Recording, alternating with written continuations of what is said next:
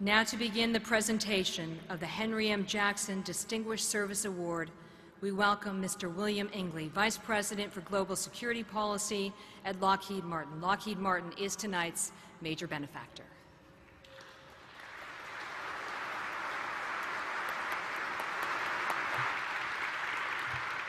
Thank you very much, Catherine. It's very much a pleasure to be here tonight. And on behalf of the 146,000 men and women of the Lockheed Martin Corporation, of whom 33,000 are American veterans, I want to wish you all the best this evening and welcome you tonight.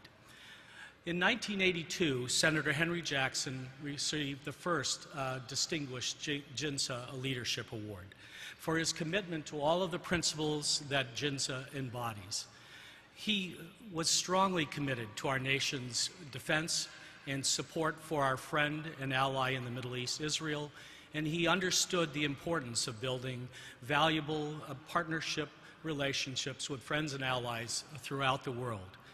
When Senator Jackson passed away a year later in 1983, it was an honor for JINSA to rename this award the new Henry M. Jackson Distinguished Service Award, a fitting tribute to a great American who had spent 40 years in Congress protecting the interests of the United States as well as defending those of our allies and friends.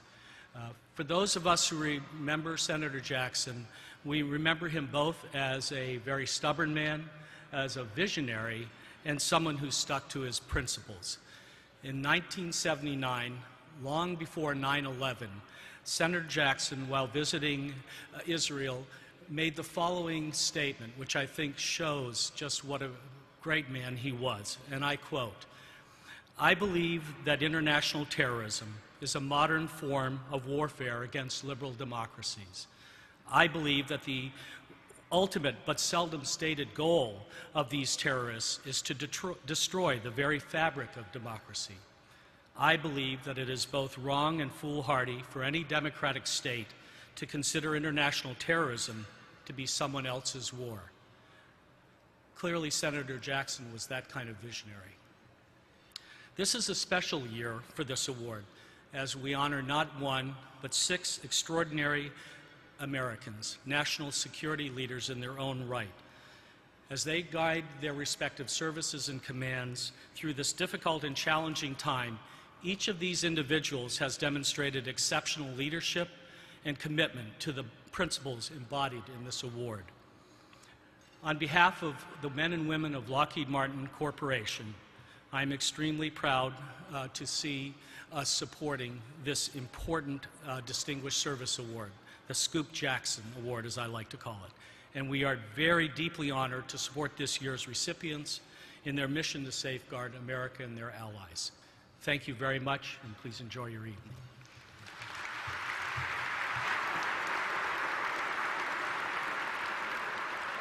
Please join me in welcoming the recipients of the 2009 Henry M. Jackson Distinguished Service Award. I will read their names in order of service establishment date. Please hold your applause until all of the honorees are on the stage. Representing the United States Army, General George W. Casey, Jr., Chief of Staff.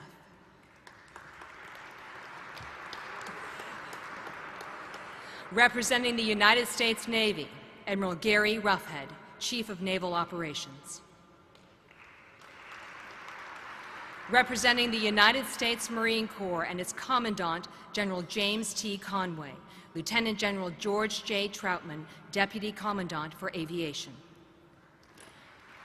Representing the United States Coast Guard, Admiral Thad W. Allen, Commandant.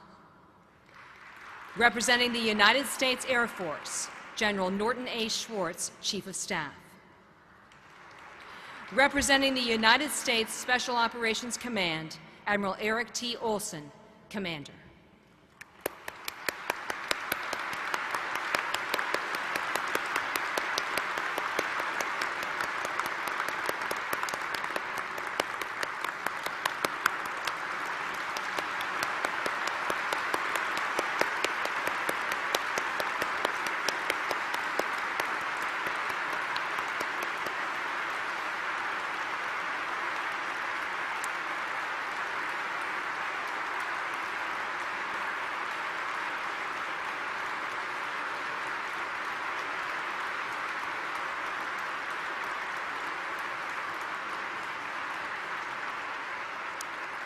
I would like to welcome General Casey to the podium.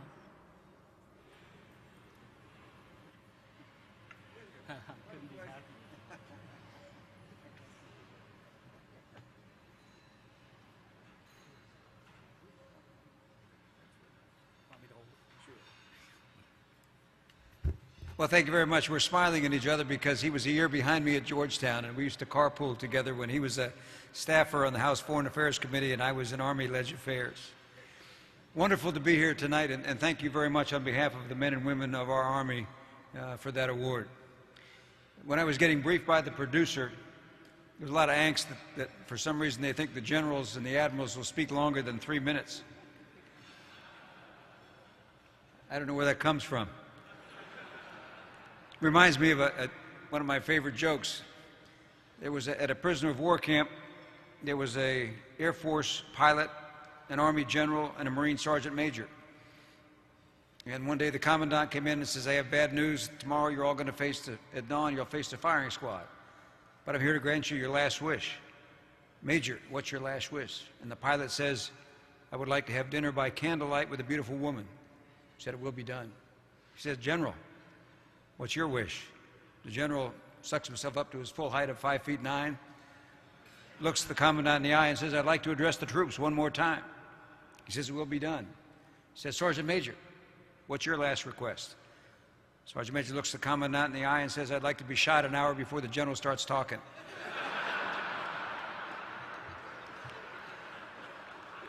So there's the gauntlet, folks. 3 minutes is it. You can be extremely proud of the men and women of all of our armed forces. We are in our 9th year of war. We have been deploying our forces in the Army at a pace of 1 year out, 1 year back for over 5 years.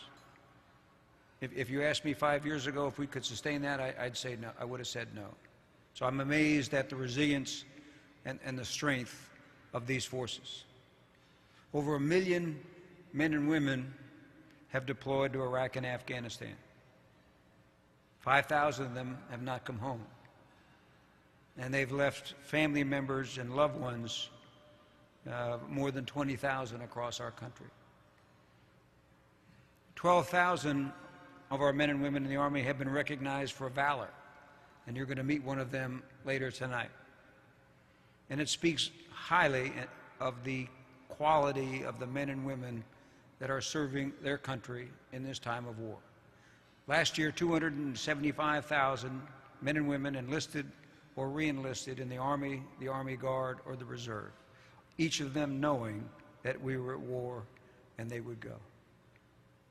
I was at Fort Benning, Georgia at basic training not a week ago, and I looked in the eyes of some of these new recruits, and I can tell you, you can feel very good about the future of our country. So thank you very much for this recognition.